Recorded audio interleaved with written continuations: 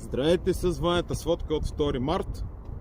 Направо започвам с новините от Близкия изток и после ще мина към Украйна, защото там са значително по-малки.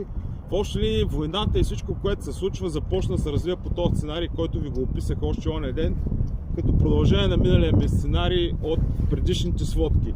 Иран предприе тази тактика, която прогнозирах, че ще предприеме. Той започна да бие по всички НПЗ-та и да занулява масово нефтегазовата инфраструктура на съюзниците на Съединените щати. В това число вече удари Арамко на Саудитска Арабия и то основният им завод, който захранва вътрешния пазар. Той е отговорен за около 40% от вътрешния пазар на Саудитска Арабия, след което той удари и Катар Енерджи, предприятие на Катар Енерджи, вследствие на което Катар обявиха стопиране на доставките на природен газ. А имайте предвид, че Катар е отговорен за над 20% от световните доставки на LPG. Много други неща бяха ударени. Бяха ударени френската база, има много удари в Бахрейн, в Дубай има страшно много, извънредно много удари и по НПЗ-та, и по хотели, в които са разквартирувани американски военни, и по най-различни други обекти на Дубай, включително които са с двойно назначение, са ползвати от американци и от дубайци. С две думи, емирствата си изпатиха страшно много.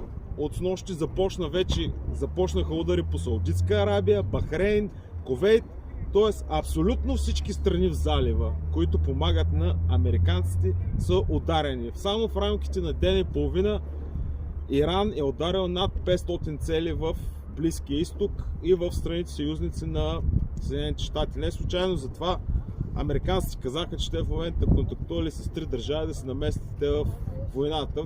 Аз си мисля, че тези държави са Саудитска Арабия, Бахрейн, Кувейт, емирствата, но те нямат кой знае какви възможности да се намесят. Ударите, които нанесоха иранците, са доста съществени, като двата най-съществени са радара, който е един от 6 радари в света.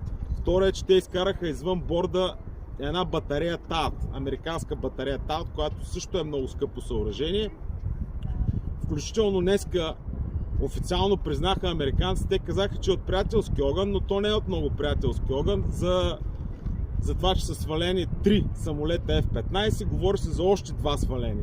Самолетоносача Линкълн също е обстрелян с 4 ракети, с 4 балистики. Не е ударен, защото ако 4 балистики бяха ударили Линкълн, той ще да потъне. Той не е ударен, евентуално е засегнат, евентуално има нанесена някаква щета, но не е особено сериозно, защото Линкълн за всеки случай се е изместил от залива, защото, както аз ви казах, това е просто опипващ удар, а реално ако те изпратят